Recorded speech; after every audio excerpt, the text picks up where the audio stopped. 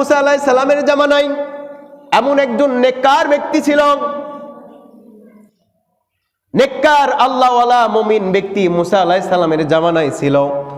এই ব্যক্তি কি করলেন, যখন তার স্ত্রীর পেটের মধ্যে গর্ভের মধ্যে সন্তান, সেই ব্যক্তি বললেন যে তোমার গর্ভের মধ্যে সন্তান, আমি হয়তো বাঁচবো কি বাঁচবো না, কিন্তু আমি যদি দুনিয়ার বুক থেকেও চলে যাই, তোমার এই সন্তানটা যখন কি করবে, দুনিয়ার বুকে আসবে।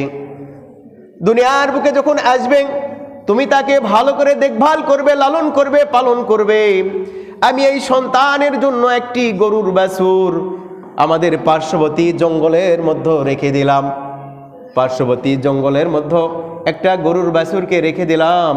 ওই সন্তানের বয়স যখন 18 বছর হবে, ওই সন্তানকে ওই জঙ্গলের মধ্যে পাঠায় দিয়ে ওই গরুটাকে নিয়ে আসতে বলবে। বলুন সুবহানাল্লাহ। পিতা মাতার খেদমত ফজিলত বর্ণনা করতেছি।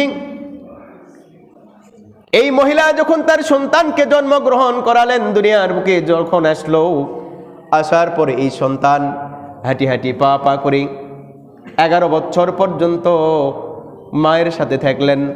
মা সন্তানের খেদমত করলেন, দেখভাল করলেন।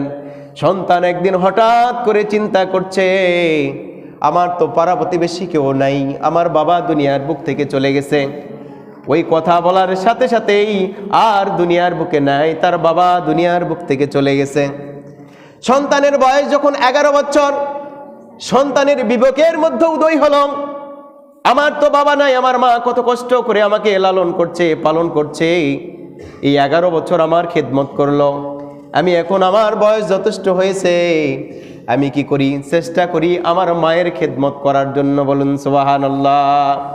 11-র পরে 12, 13, 14, 15, 16, 17, 18 এরকম 7 বা 8 বছর পর্যন্ত মায়ের খেদমত করলেন। মায়ের খেদমত এমনভাবে করলেন, মা তখন এই খেদমত পেয়ে খুশি হয়ে গেল। খুশি হওয়ার পরে নেককার বাবা, নেককার মা, বাবা কবরের জগতে আর মা দুনিয়ার জগতে, একদিন ইবাদত বন্দেগী করার পরে রব্বে কারিমের কাছে দোয়া করতেছে, ইয়া আল্লাহ, আমার সন্তানটার হালতকে পরিবর্তন করে দিন। বলুন সুবহানাল্লাহ। সন্তানের হালত পরিবর্তন করে দিন। আল্লাহ তাআলা দোয়া কবুল করলেন। 7 থেকে 8 বছর যখন কি করলেন, মায়ের খেদমত করলেন, আল্লাহ তাআলা মায়ের দোয়াকে কবুল করলেন। কবুল করার পরে ওই মা তখন বললেন, তোমার বয়স তো 18 হয়ে গেছে, কিন্তু তোমার বাবা 18 বছর আগে একটা কথা বলে গিয়েছিল, একটি গরুর বাছুর রেখে আসছে সেই জঙ্গলের মধ্যে, তুমি সেখানে যাও, যায় সেই গরুটা নিয়ে আসো। সুবহানাল্লাহ বলেন। সন্তান বলতেছে, মা তুমি পাগল হয়ে গেছো কিনা? 18 বছর আগে জঙ্গলের মধ্যে যদি একটা গরুর বাছুর রাখা হয়, সেই গরুর বাছুর কি থাকে নাকি? সেখানে বাঘ রয়েছে, ভাল্লুক রয়েছে, জঙ্গলার মধ্যে কত কি রয়েছে। মা বললেন, যদি আল্লাহ তাআলা রাখেন, নিরাপত্তার দায়িত্ব নাই, তাহলে অবশ্যই এই গরুটা পাওয়া যাবে। তোমার বাবা ছিল নেককার, তার কথাটা বৃথা যাবে না, তুমি যাও জঙ্গলায়। সুবহানাল্লাহ। জঙ্গলের মধ্যে সন্তান চলে গেল। সন্তান যখন জঙ্গলের মধ্যে চলে গেল, আল্লাহ তাআলার যে কোনো কিছু ঘটাইতে তো দেরি হয় না। সূরা ইয়াসিনের মধ্যে আল্লাহ তাআলা বললেন, কুন ফায়াকুন, হও তৎক্ষণাৎ হইয়া যাও। আল্লাহ তাআলা বললেন কুন ফায়াকুন, একটা গরু হয়ে গেল। এই গরুটা কেমন একটা গরু হয়ে গেল, যেটাকে আমরা বকনা গরু বলি। হ্যাঁ, বকনা গরু। সেই জামানায়, মুসা আলাইহিস সালামের জামানায়, ওই বনি ইসরায়েলেরা, ইসরায়েলদের মধ্যে একটা মানুষ কি করছে, মারা গেছে। এই মানুষ মারা গেছে, এই মানুষকে কে হত্যা করছে, এটার বিচার যখন মুসা আলাইহিস সালামের কাছে গিয়েছে, মুসা আলাইহিস সালাম আল্লাহ তাআলাকে বলছেন। আল্লাহ তাআলা তখন বলছেন, একদম সূরা কোরআনের আয়াত বলছি, কোরআনের আয়াতের যে ব্যাখ্যা বিশ্লেষণ, সূরা বাকারার। মুসা আলাইহিস সালাম তাদেরকে বললেন, তোমরা একটা গরু জবাহ করো। এই গরুর কি করো, গরু জবাহ করার পরে গরুর একটা শরীরের একটা অংশ দিয়ে যখন ওই তাকে বাড়ি দেওয়া হবে, হ্যাঁ বাড়ি দেওয়া হবে, সে জীবিত হবে আর বলবে কে তাকে হত্যা করেছে। কিন্তু বনি ইসরায়েলের কি ছিল, একটু বেশি প্রশ্নকারী ছিল, নিজেকে কি বেশি বুদ্ধিমান মনে করত। তখন তারা যখন প্রশ্ন করতেই লাগলেন, আল্লাহ তাআলা সূরা বাকারার মধ্যে এই প্রশ্নগুলো নিয়ে এসেছেন। কেমন জাতের গরু হতে হবে? হলুদ বর্ণের, ধূসর বর্ণের গরু হবে, যেই গরু কোনোদিন কোনো কাজের মধ্যে ব্যবহার হয়নি। হলুদ বর্ণের গরু আছে।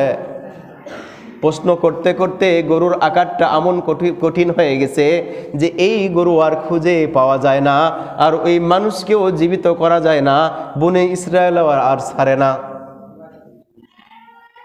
আল্লাহ তাআলা দুইজন ফেরেশতাকে দুনিয়ার বুকে পাঠিয়ে দিলেন।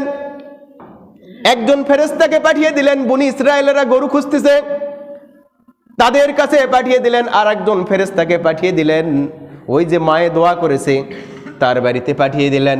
হ্যাঁ, যখন ওই সন্তানের বয়স 18 বছর হয়ে গেল, জঙ্গলের মধ্যে যায়, দেখে যে ঠিকই একটা সুন্দর একটা গরু রয়েছে। এই গরুর যখন গায়ের উপরে হাত দিয়ে দিলেন, আমরা যেমন গরু পালি দেখবেন গরু যেমন পরিচিত হয়ে যায়, গরুর গায়ের উপরে যখন হাত দিলেন, গরু তখন সামনের দিকে হাঁটা ধরলেন। মনে হচ্ছিল পরিচিত বাড়ি, 18 বছর যাওয়া আসা করেছে এরকম ওই বাড়ির মধ্যে এসে, তার নিজের বাড়ির মধ্যে এসে এই গরুটা প্রবেশ করে ফেললেন। বলুন সুবহানাল্লাহ।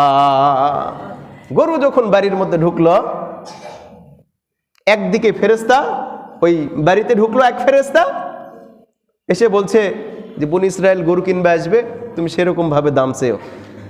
বুদ্ধি দিয়ে ফেরেশতার নাই।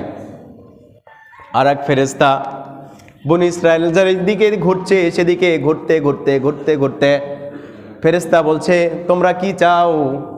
বলছে আমরা এরকম এটা চাই, এমন একটা গরু চাই, গরুর এরকম বৈশিষ্ট্য থাকবে।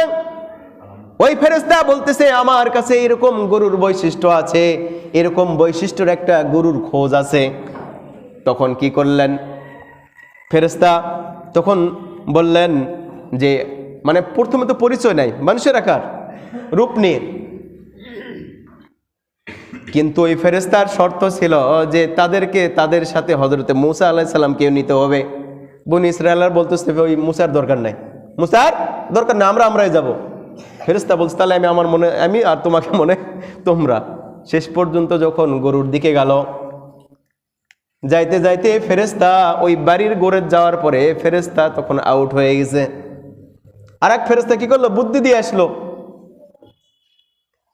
ঘরের মধ্যে যায়, দেখে একদম যেই রকম মাপের গরু চেয়েছিল, যেই কালার, যেই রকম, যেই বয়সের, যেই রঙের, সবগুলো যখন বৈশিষ্ট্য মিলে গেল, তারা তখন হাসাহাসি শুরু করে দিল।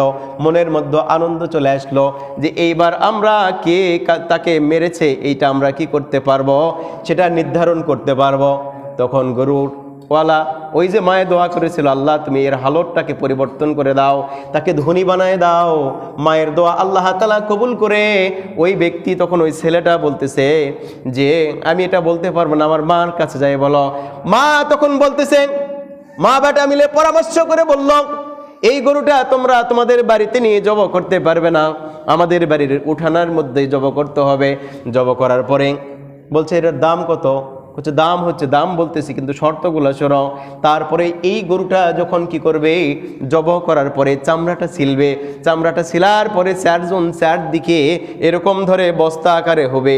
আর ওর মধ্যে হীরা মণি মুক্তা জহরত যত স্বর্ণ রূপা আছে, রূপার মুদ্রা আছে, এর দ্বারা এই ফাঁকা জায়গাটাকে পূরণ করে দিতে হবে। বলুন সুবহানাল্লাহ। বলছে এত দাম দিয়ে নেওয়া যাবে না। বনি ইসরায়েলে তো অনেকগুলো দল ছিল, 12টা দল। হ্যাঁ, এক দল চলে গেল, আর এক দলের লিডার আসলো, বলতেছে এটা ব্যাপার হলো নাকি। শেষ পর্যন্ত যখন দিল, দেওয়ার পরে ওই যে মায়ে দোয়া করেছিল, মায়ে দোয়া করার কারণেই সন্তানের জন্য মায়ের দোয়া কবুল হয়েছে। আর সূরার নামও হয়ে গেছে সূরাতুল বাকারা। সুবহানাল্লাহ। গাভী, হ্যাঁ, এই গাভীটা যখন কি করলো, জবাহ করলো, আর সেখানে সেই এলাকায় যে মানুষ মারা গিয়েছে, সেই মানুষ যাকে হত্যা করেছে, ওই শরীরের মধ্যে দেওয়ার সাথে সাথে তার নাম বলে আবার সে মৃত্যুবরণ করেছে। তাহলে মায়ের দোয়ার কত ফজিলত! এই জন্য পিতা মাতার খেদমত করতে হবে। 14 দফার 2 দফা যায় শেষ। তো যাই হোক, আগামীতে ইনশাআল্লাহ আলোচনা হবে।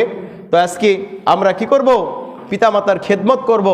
আল্লাহ তাআলার যে দফাগুলো দিয়েছে একদম সরাসরি কোরআনের আয়াত দ্বারা ব্যাখ্যা রয়েছে, বিশ্লেষণ রয়েছে, এটা করো না, সেটা করো না, এটা করো, সেটা করো, এরকম